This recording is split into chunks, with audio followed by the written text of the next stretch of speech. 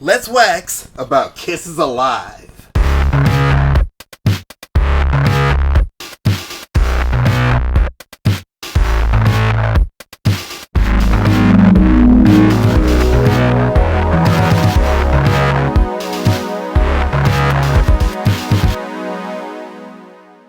Released September 10th, 1975, Alive is the fourth album output and the first live album from New York theatrical rock band Kiss, as produced by Eddie Kramer.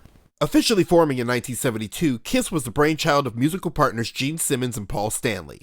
After dissolving their previous band, Wicked Lester, the duo decided to revamp their style, going into a heavier musical territory. After recruiting drummer Peter Criss and guitarist Ace Frehley, the band began to craft their visual appearance and sound, taking the cue from glam bands like New York Dolls and applying the makeup to themselves. When the outcome wasn't to their liking, they naturally took the makeup to the next level, completely masking their faces and essentially forming characters. Paul Stanley, initially the Bandit, became the Star Child. Peter Criss, feeling he was lucky to survive his upbringing having 9 lives, became the Catman. Ace Frehley became the Spaceman, and Gene Simmons, with his love of comic books and horror movies, became the Demon. After a short while of playing the local music circuit and sending out press kits to record labels, the band was taken on managerial-wise by Bill Aucoin and shortly thereafter was signed to Neil Bogart's new record label, Casablanca Records. Let's talk about Neil briefly.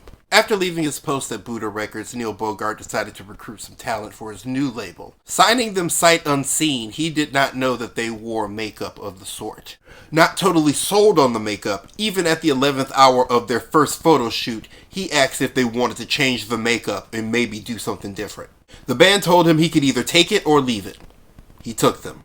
After releasing 2 albums by the band, the eponymous debut and their second effort, Hotter Than Hell, Casablanca Records was in a dire financial state. Designed to bail the company out of their debt, the company released a compilation of clips from The Tonight Show with Johnny Carson.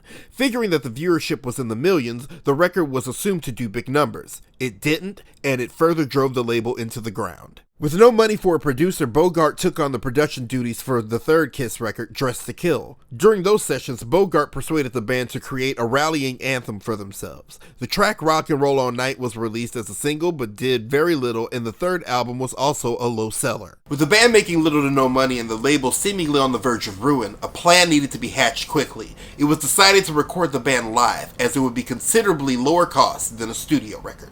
Another aspect in this choice of matter was Kiss's sound. Over 3 released albums and they had not captured their bombastic sound. To help with this matter, famed engineer Eddie Kramer was brought in to oversee the production. With their bombastic live show, Kiss, while not selling a large amount of albums, was gaining a large cult following due to their show and relentless touring. The idea was to capture the live experience and release it as a quote-unquote souvenir to those who hadn't experienced it live. Recorded over the span of 4 shows in Detroit, Cleveland, Wildwood, New Jersey, and Davenport, Iowa, Kiss recorded the shows and captured the energy inherent. From the bombastic opener, Deuce, the highlight of the fire-breathing act in Firehouse, Ace Frehley's guitar solo at the end of She, the blood-spitting and drum solo of 100,000 Years, the crowd participation and joy of Rock and Roll All Night, and throughout it all, Paul Stanley's in-between stage banter made it a full-on replication of a Kiss concert. Replication is a fair word in consideration to how the album was created. Because of Kiss's live show nature, it was clear that a clean recording of the right notes, perfect cues, and sound quality would be tough to capture.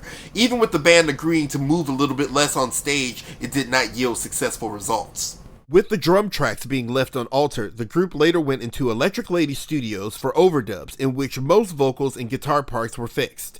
The audience track was also enhanced with more screams. Although the assorted screams were from Kiss shows, they were from various different shows. The sound of the pyrotechnics were also beefed up, all for audio-visual purposes. The record was meant as an experience of sorts. The point was to put you in the middle of the crowd, and it truly feels that way. You close your eyes, boom! You're back in 1975. Man, you can even smell the arena weed. Taste it. Okay, let's continue. A few months after its release, it went gold, a big deal for the band who had no hits from their previous records. It was the moment that America in large first jumped on the Kiss bandwagon and would ride excitingly with them for the next several years. The double record live album saved the band and the label. Both of them would see their fortunes ascend in late 1975, especially the label, with them gaining hits with bands like Parliament and Donna Summer as well. But for Kiss, not only did it set the precedent for live albums to come, but it finally told the tale of the hottest band in the land. Waxed!